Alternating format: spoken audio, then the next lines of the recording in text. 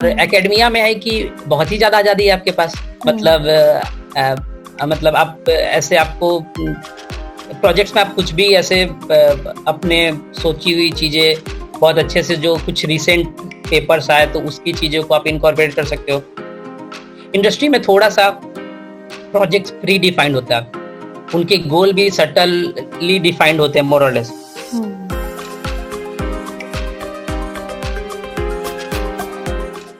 वैसे तो हमने पीएचडी के बारे में पहले भी बात करी है, राइट?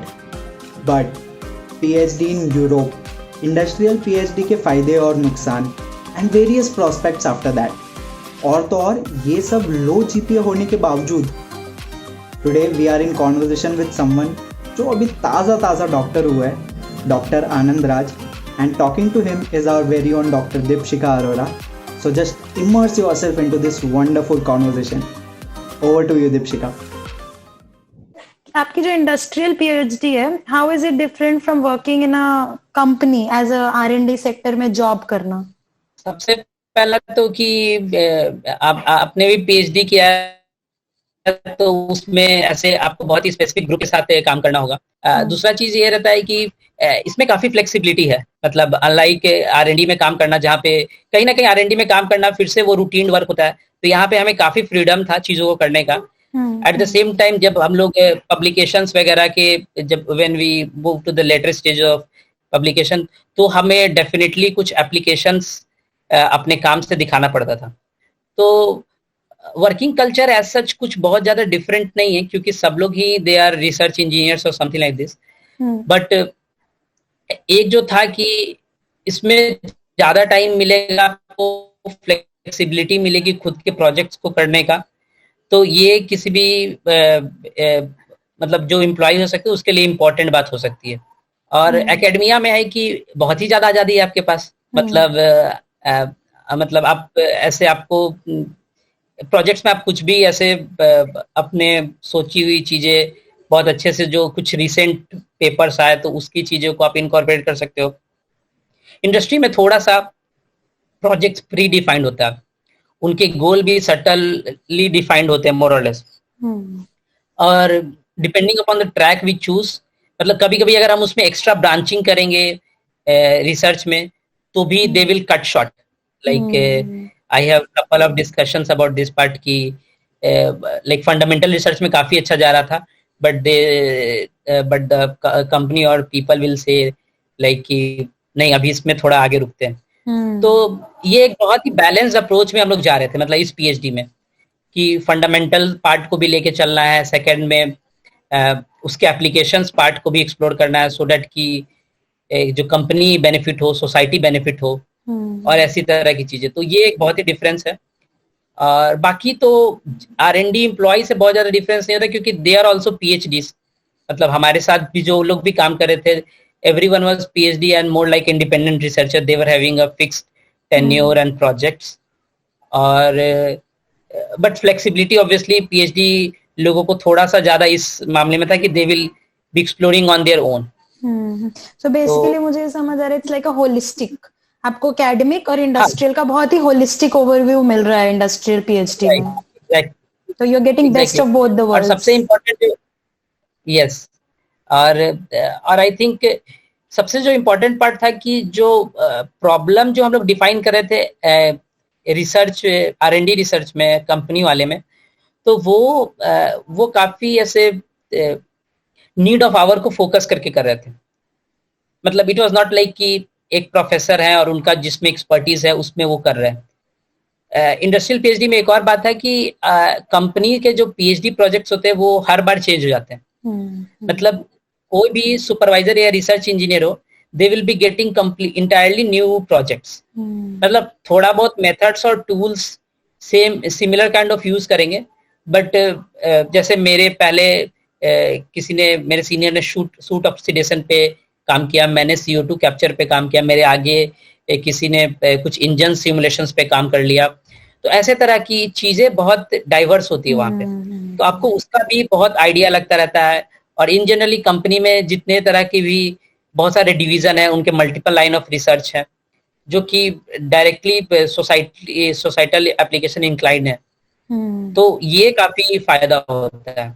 और बाकी एकेडमिया का जो पार्ट है कि फंडामेंटल रिसर्च को बहुत अच्छे से एक्सप्लोर करना है, किसी भी चीज के पीछे बहुत ज्यादा रीजनिंग, तो ये दोनों का एमलगेशन काफी ही कंप्लीट ओवरव्यू मुझे दे रहा था।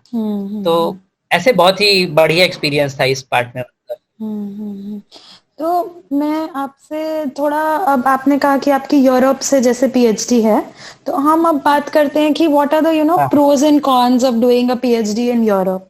जॉब प्रोस्पेक्ट कैसा है, रिसर्च प्रोस्पेक्ट कैसा है, प्रोफेसर्स का प्रोस्पेक्ट कैसा है, एक यूरोप की पीएचडी का आपसे ना मैं ओवरव्यू जानना चाहती हूँ। नहीं, ये क्वेश्चन काफी इम्पोर्टेंट है, क्योंकि डेफिनेट सा बात है कि हम लोग कोई भी एजुकेशन लाइन पकड़ लें तो बाद में पूछा जाएगा स्कोप क्या है। तो स्कोप डिस्कस करना सच में बहुत जरूरी है। सबसे पहला बात कि जो भी आपने प्रोज एंड कॉन्स का बोला, तो सबसे पहले जो भी पीएचडीज हैं, खास करके when we look upon the Indian community और इंडियन जो सोसाइटी है, तो जो पीएचडी का जो टाइमलाइन है, मतलब 10 years मोर और less around 5 years, like 4 to 5 years, तो ये सुन के ही यहाँ पे चीजें थोड़ी डिफरेंट हो जाती है। और यूरोप में और आपका भी सिंगापुर में भी 3 to 4 years है का स्टेटस है। तो सबसे इम्पोर्टेंट खासियत यही है कि यहाँ पे कम टाइम में चीजें हो जाती है। कम टाइम में चीजें इसलिए हो जाती है, लोगों को लगेगा कि अरे 3 साल में करके आया तो पता नहीं ये क्वालिटी है कि नहीं है, बस बाहर के नाम पे कर लिया क्या। तो इस पार्ट को अच्छे से एड्रेस करना है कि European PhD when they select student, they select for a very specific project depending upon your particular research interest and your background. ये बहुत ही इंपॉर्टेंट होता है। इंडिया में जैसे कि पीएचडीज में एडमिशन के लिए आप नेशनल लेवल का एंट्रेंस देना पड़ता है, हमें CSIR, गेट, नेट, जो भी चीजें, और फिर then you have to go for particular coursework and then you slowly dive into the research aura। तो ये एक इंटायरली डिफरेंट होता है कि यूरोप में आपको कोर्सवर्क ऐसे प्रोफेशनल ट्रेनिंग के लिए करने रहते हैं, कुछ क्रेडिट्स, जैसे कि मैं कंपनी में था, तो मुझे बहुत डिफरेंट तरह के कंपनी के इंडस्ट्रियल वर्कशॉप्स करने पड़ते थे और ट्रेनिंग्स करनी पड़ती थी, जो कि मतलब 3 days to a week long होता था। And those training were quite specific। तो ये एकेडमी, ये इंडस्ट्री का काफी अच्छा फायदा हो सकता है कि whenever you joined a industrial PhD, तो आप कुछ स्पेसिफिक तरह की ट्रेनिंग्स लेते हो। तो यूरोप में जितनी भी PhDs होती है, like largely they our industry sponsored. तो ये एक काफी बेनिफिट है, क्योंकि इंडिया में ये चीजें अभी भी they are in a developmental phase, जहाँ पे कि academic like industrial PhD sponsored मिले। तो सबसे पहला हो गया टाइमलाइन का डिफरेंस कि यूरोप में चीजें जल्दी हो जाती है। फिर depending upon the funding agencies आपको डिफरेंट तरह का एक्सपोजर मिल जाता है, नॉट लाइक कि सिर्फ एकेडमिक है। तो वो वाला चीज का काफी बेनिफिट होता है। एक और बात है कि जैसे ही जब इंडिया में भी आप पीएचडीज वगैरह करते हो, तो फिर आपको पोस्ट डॉक के लिए यू विजिट अब्रॉड मोस्टली, मतलब जो कि पॉपुलर चॉइस होता है यूरोप। तो ये चीजें काफी अच्छी होती है कि अगर आपने वहां से पीएचडी किया तो आपको आगे की चीजें मिलने में थोड़ी बेटर, मतलब थोड़ी आसानी होती है। पहली बार तो आपने चीजें मतलब पीएचडी 3 to 3.5 years में से कंप्लीट कर लिया, जो कि एक एडिक्वेट टाइमलाइन है। तो यूरोप में भी जैसे कि जर्मनी और फ्रांस में 3.5 years का कॉन्सेप्ट है, बेल्जियम स्विट्जरलैंड में 4 years का कॉन्सेप्ट है, और स्वीडन में भी ऐसे कुछ 4 साल का ही कॉन्सेप्ट है। तो यूरोप में मोस्टली 3 to 4 years का जो पार्ट है, अभी मतलब अगर यूके को ना ले, मतलब यूके जो कि यूरोप में ही था, तो उसमें भी ऐसे 3 to 4 years में सबका है। तो this is a very educate time for मतलब कंप्लीशन ऑफ पीएचडी, जो कि इंडिया में ये एक्सटेंड हो रहा था। और फिर उसके बाद एक ऐसे स्पॉन्सरशिप का हो गया, एक्सपोजर एक डिफरेंट हो मिल गया, और खास करके एक्सपोजर ऐसे कंपनी, इवन तो एकेडमिया लैब में हो तो वहाँ पे काफी सारे कंपनी स्पॉन्सर्ड रहती है, तो वो सब बहुत सारे इवेंट्स कराते रहते हैं, जिससे कि आपको इंडस्ट्रियल एक्सपोजर बहुत ज्यादा मिलता है, जो कि आई थिंक एक पीएचडी स्टूडेंट के लिए काफी ज्यादा जरूरी है। कॉन्स के लिए ये कि आपके प्रोजेक्ट्स काफी टाइम बहुत स्पेसिफाइड होते हैं एंड कहो तो मतलब ऐसे कभी कभी कि ये 3 इयर्स का जो फंडिंग होता है स्पेसिफिकली, तो कभी कभी आपको बहुत ज्यादा चीजों को एक्सप्लोर करने का टाइम नहीं भी मिल सकता। तो ये डेफिनेटली एक सेटबैक हमें दे देगा। बट मोर और लेस अगर चीजें अगर टाइम से किया जाए और एक स्पेसिफिक प्रोजेक्ट हो, क्योंकि यूरोप में फिर ये भी रहता है कि यूरोप में प्रोफेसरशिप के लिए आपको पीएचडी फिर पोस्ट डॉक फिर एक एचडीआर डिग्री होती है एक अलग से। अच्छा। मतलब स्पेशली फ्रांस जर्मनी में करनी पड़ती है, तो तभी जाके आप फुल प्रोफेसर बन सकते हो।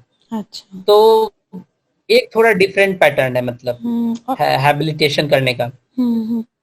और फिर जॉब के प्रोस्पेक्ट डेफिनेटली, हाँ, जॉब के प्रोस्पेक्ट के लिए जैसे कि मैंने बताया कि वो बहुत सारे ऐसे फेयर्स लगते रहते हैं, जॉब फेयर्स। आप जब पीएचडी में भी होते हो तो डिफरेंट काइंड ऑफ ट्रेनिंग्स आपको लेनी पड़ती है। और वहाँ के जो कोर्स वर्क होते हैं मतलब 3 साल में ऐसे करियर डेवलपमेंट, राइटिंग्स के बहुत सारे कोर्सेज हो जाते हैं, फिर इंटरव्यूज से रिलेटेड चीज हो जाती है। तो आपको काफी अलग तरह से इंटायरली ट्रेन करता है कि आप अच्छे से जॉब ले लो। सेकेंड चीज कि जैसे ही आप उस नेटवर्क में काम कर रहे होते हो तो पर्टिकुलरली आपका ऐसे सबसे एक्सपोजर रहता है, या फिर ड्यूरिंग द प्रोजेक्ट आप लोगों से मिलते रहते हो, तो वो काफी बेनिफिशियल होता है। कहीं ना कहीं से अगर आप वहाँ के रिसर्च लैब से हो तो आपके चांसेस डेफिनेटली बढ़ जाते हैं। थोड़ा ही सही मतलब वहाँ के आपने कल्चर एक्सप्लोर कर रखे हैं, पहले से आपके पास वीजा है, तो ये भी आपके जॉब के चांसेस को बढ़ा देता है। तो ये एक चीज हुआ। और सबसे ज्यादा बात अच्छा रहता है ये कि स्पेशली मैं फ्रांस की बता रहा हूँ, तो वहाँ पे डिफरेंट एकेडमिया और इंडस्ट्री का काफी स्ट्रॉन्ग कोलैबोरेशन होता है। तो many often they will absorb you. और रिसर्च का जो प्रोस्पेक्ट है वो नॉर्मल जो वर्किंग कल्चर है लाइक 35 आवर्स पर वीक, तो वो वैसे ही चलता है। उसमें ऐसे बहुत ज्यादा का फर्क नहीं है। बट हाँ, डेफिनेटली पर्सनल बेसिस पे लोगों को ज्यादा काम करना पड़ सकता है, but this is the normal scenario that you don't have to work very late in the labs. और ऐसे उसकी लैब की भी टाइमिंग है, स्पेसिफिकली लैब में आप अकेले काम नहीं कर सकते हैं, खास करके एक्सपेरिमेंटल लैब्स में तो बिल्कुल ही नहीं। तो ये सब चीजें थोड़ी डिटर्मिनिस्टिक हो सकती है, या फिर किसी के लिए भी इंटरेस्टिंग हो सकती है। तो मोर और लेस इसके अलावा तो ठीक है, मतलब इतना ठीक है। तो हमेशा कहा जाता है ना कि आपकी ना you have to be a 9 pointer, you have to be a 9.4 pointer अगर आपको एक फॉरेन पीएचडी लैंड करनी है। तो मैं आपसे जानना चाहती हूँ कि व्हाट डू यू थिंक कि सीजीपीए का क्या रोल होता है एक फॉरेन पीएचडी लैंड करने के लिए, and how do you think अगर किसी बच्चे की लो सीजीपीए हो, how should they proceed, how should they apply, where should they apply, what should be the process? I think ये काफी ज्यादा इम्पोर्टेंट क्वेश्चन है, क्योंकि सबको ही मतलब बाहर मतलब ये सारी चीजें पता होती है कि यूरोप में पीएचडी करना है, वहाँ की चीजें अच्छी है, फैसिलिटीज अच्छी है, रिसर्च ग्रुप भी बड़े अच्छे मिल जाते हैं। मतलब लेकिन वो पर्टिकुलर प्रोसेस में काफी सारे चैलेंजेस होते हैं, जिसमें कि one of the major challenges कहिए तो एकेडमिक बैकग्राउंड की बात होती है। अब हर जगह ही मतलब आपके एकेडमिक प्रोग्रेस को एसेस करने के लिए सीजीपीए का क्राइटेरिया है। सबसे इम्पोर्टेंट बात है कि ये ज्यादा है तो ठीक है, तब तो कंसर्न नहीं है। मतलब आई थिंक 8 above अगर ऐसे चीजें हो तो definitely you can apply to anywhere else, मतलब इन द होल वर्ल्ड। मतलब बेसिक्स जो है 8.5 वाली बात। अब सबसे ज्यादा जो प्रॉब्लम होता है कि जो ठीक ठाक बच्चे होते हैं जो 6 से 8 वाले बिन्स में गिर जाते हैं, क्योंकि उसके नीचे वाले को कभी कभी ऐसे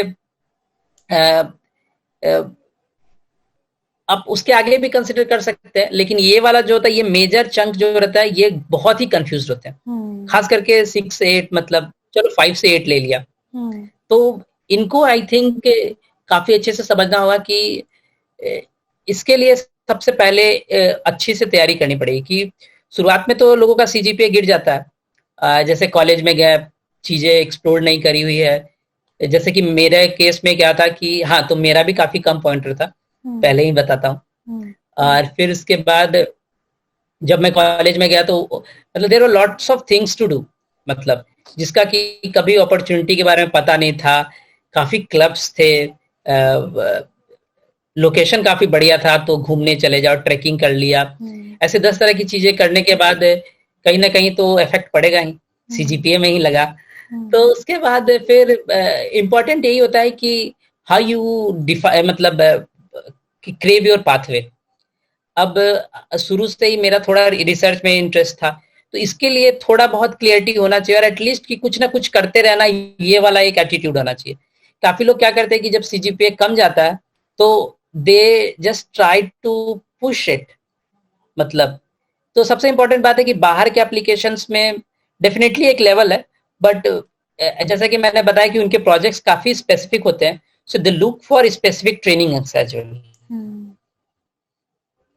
और अगर हमारे पास, ये एक साधारण सी बात है कि अगर हमारे पास किसी एक चीज में हम लोग लैकिंग है, तो we have to show that we have out class और outstanding in other field as well. मतलब आउटस्टैंडिंग नहीं भी तो एक एवरेज से थोड़ा अच्छा, नहीं तो फिर it would be difficult a little bit, कि unless you are very very lucky, it would be difficult to get बाहर में पीएचडीज। तो मेरा जैसे था कि मेरा शुरू में, मतलब मैं कंसिस्टेंटली ही पहले 8 सेमेस्टर में खराब किया एग्जाम्स में, but at the same time research मुझे काफी अच्छा लग रहा था। और मतलब I have invested each of my summer vacation to visit some research lab, तो उससे काफी एक्सपोजर मिला। और फिर धीरे धीरे करते करते एक मैंने सीजीपीए का जो एंटी पार्ट जो था, नेगेटिव पार्ट था, उसको मैंने इस तरह से ऐसे हटा ही दिया लगभग। डेफिनेटली ये प्रॉब्लम्स आएगा और काफी ट्रिकी भी होता है, बट मेरा यही सबको बोलना है कि सीजीपीए कम होने से आप लोग बिल्कुल मत घबराइए। एप्लीकेशंस बहुत इंपॉर्टेंट है, ध्यान से एप्लीकेशन करना है। कुछ भी चीज है, अगर आप कोई भी एप्लीकेशंस कर रहे हो, प्रोजेक्ट रिलेटेड कुछ भी, जो भी चीजें आपने पढ़ी, इवन बेसिक चैप्टर्स, मतलब मुझे अभी भी याद है कि मैंने जब पहला बार ईमेल लिखा था प्रोजेक्ट्स के लिए, तो मैंने लिखा था कि I have read a couple of chapters from this particular book, मतलब जो भी वो स्टैंडर्ड टेक्स्ट बुक था उस चीज का। ये सब छोटी छोटी चीजें भी मैटर करती है जब आप एप्लीकेशन के लिए, स्पेशली जब आप when you are writing motivation letter. और फिर उसके बाद ये है कि सीजीपीए जैसे ही गिरने लगे तो आप सीजीपीए को पुश कीजिए, बट एक पैरेलल लाइन आपको ड्रॉ करना पड़ेगा। आपको समझना पड़ेगा कि इसकी चीजों को कैसे मतलब एकेडमिकली ठीक करना।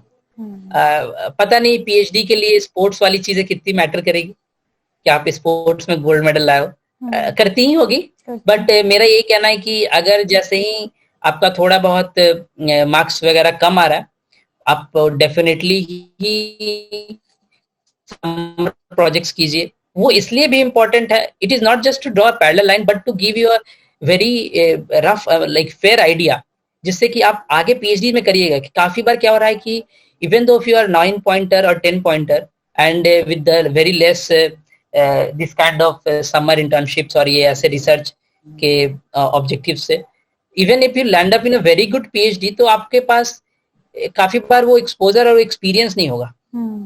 तो it is very very important that कि ड्यूरिंग योर मास्टर्स और इवन बैचलर्स आप बहुत सारे प्रोजेक्ट्स कीजिए। काफी सारे प्रोग्राम्स भी है, जैसे कि पहले मैंने बताया कि बेसिक साइंस के लिए मैं खुद होमी भाभा का NIUS फेलोशिप में मुझे मिला।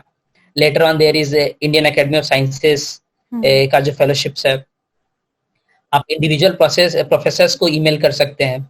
तो ये सब करके डेफिनेटली ही कुछ ना कुछ आगे का रास्ता निकलना चाहिए। और जैसे ही सीजीपीए कम है लेकिन आपके पास अच्छा रिसर्च का है, तो आई थिंक प्रोफेसर आपका इंटरव्यू लेंगे आपसे, आपका देखेंगे कि आपका कितना एकेडमिक नॉलेज है, और उस बेसिस पे आपको मिल जाएगा। जब मैं फॉरेन गया स्पेन में समर इंटर्नशिप के लिए, तब मेरी सीजीपीए थी 5.8। और इट वाज लाइक कि कॉलेज में एक लोग ऐसे जोक के पार्ट पे ऐसे बोलते थे कि नंदू स्पेन जा सकता है तो कुछ भी हो सकता है। बिकॉज पहले 2 साल में मैंने यही सुना था कि जितने भी सीनियर्स थे मोस्टली लाइक जो लोग भी अब्रॉड जा रहे थे कुछ स्पेसिफिक प्रोग्राम के थ्रू, डैड फेलोशिप के थ्रू, माइटेक्स फेलोशिप के through, so they were like कि बहुत हाई सीजीपीए क्राइटेरिया था। और मतलब वो लोग डेफिनेटली काफी गुडीज लाते थे, चॉकलेट्स लाते थे, लेकिन हमारा भी इच्छा हुआ कि हमें भी जाना चाहिए। तो जब उनसे इंटरेक्ट किया तो उन्होंने बोल दिया कि यू शुड फोकस ऑन ये मार्क्स लाने पे और ये सब चीजें। अब मार्क्स तो आया नहीं, तो फिर भी कुछ ना कुछ करना ही था। तो मेरा खुद का जर्नी में मुझे यही लगा कि फिर मैंने वो रिसर्च वाले पार्ट पे ज्यादा फोकस किया, और स्पेशली कि मैं 5.8 सीजीपीए के साथ इंडस्ट्री वाला जो शेल बैंगलोर से भी ऑफर तभी मिला था। तो मैं एक इम्पोर्टेंट टाइम बताता हूँ कि जो आपका रिसर्च ट्रेनिंग है वो बहुत ही ज्यादा मैटर करता है, और वो सारी नेगेटिविटी या फिर जो भी आपके सीवी या प्रोफाइल में कमियां हैं उसको वो इरेडिकेट कर देगा। So this is kind of drawing a parallel line, exploring the world, new world, gaining very important experience, क्योंकि कोर्स वर्क तो इक्वली इंपॉर्टेंट है, काफी ही इंपॉर्टेंट है, is so that you have a very strong fundamental concepts. But अगर वो चीजें नहीं हो रही और आपका कुछ पर्टिकुलर स्पेसिफिक चीजों में इंटरेस्ट है, खास करके रिसर्च में आगे बढ़ने का, देन डेफिनेटली दिस आइडिया मतलब implementing this idea will be very helpful. और फाइनली फिर मतलब मेरा सीजीपीए पर्सनली लोग ऐसे पूछते हैं, बताते तो नहीं, बता देना चाहिए, लेकिन मुझे फाइनली 6.1 मिला आउट ऑफ 10, बट काफी अच्छा इंडस्ट्रियल पीएचडी मुझे मिल गया। तो लेस सीजीपीए से I would say कि nobody should like very much panic or feared about it. You just have to do some parallel things to build up your profile, और उससे चीजें ठीक हो जाएगी। और बाहर में भी बहुत ज्यादा वो लोग नहीं देखते, because they have a very specific project, specific trainings के बेसिस पे वो लोग ले लेते हैं। तो I think CGPA would definitely not be the deterministic part। मतलब अगर आपके पास बहुत ज्यादा स्ट्रॉन्ग प्रोफाइल है और फिर तो ये थोड़ा कम हर्डल होगा। तो इस तरह से ऐसे कुछ अच्छा है। तो जैसे कि आप पटना इनफैक्ट मेरे कई सारे फ्रेंड्स, हाँ मेरे कई सारे फ्रेंड्स हैं मतलब जिनको मतलब हम लोग ने साथ में एप्लीकेशंस किया, they got Marie Curie fellowships, और फिर और भी अच्छे यूरोप के पीएचडीज, और वो भी लेस जीपीए के साथ। तो डेफिनेटली ये एक बात रह गया कि आपका ट्रेनिंग और बैकग्राउंड बहुत ज्यादा मैटर करता है, apart from just having a number out of 10। Wow, Anand has some really great insights for us, isn't it? And if you want to know more about him and his journey, please go and watch the part 1 mentioned in the link in the description below, and we'll keep bringing you more such content. Until then, like, comment, share and subscribe. Thank you.